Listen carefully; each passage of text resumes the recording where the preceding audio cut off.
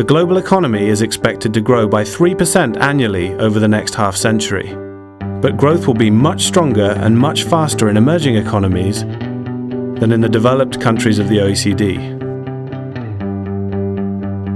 The United States is the world's biggest economy today, representing 23% of global economic activity.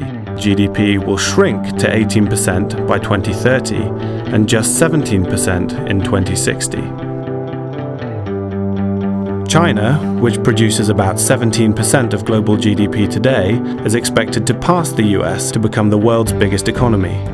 It will produce 28% of global GDP in 2030 and should stay at that level through 2060. China's growth and that of other fast-developing emerging countries will be driven by a better educated and more productive workforce. India will also benefit from population growth. It will jump from 7% of global GDP today to 11% in 2030 and 18% in 2060. Population aging, on the other hand, will drag down growth in many countries and regions. The euro area is the world's second leading economy, with 17% of global GDP. As the number of active Europeans declines, Europe's share of the world economy will drop to 12% by 2030 and just 9% by 2060. Japan, which accounts for 7% of global GDP today, faces a similar crisis. Its aging population will push its share of global GDP down to 4% by 2030 and just 3% by 2060.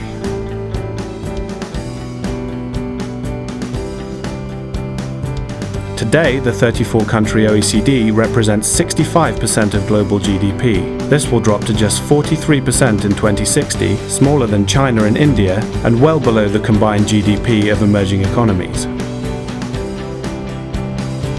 Incomes and living standards in emerging economies will converge with those in the OECD. Today, per capita GDP in countries like China, India, Indonesia, South Africa, Brazil, Mexico, and Turkey is just a fraction of that in the United States. After 50 years of rapid growth and shifting wealth, the emerging countries have drastically reduced the income gap with the United States. Richer OECD countries like France, Italy, Spain, Ireland, Greece will see their per capita income fall when compared with the US. None of these OECD projections are set in stone.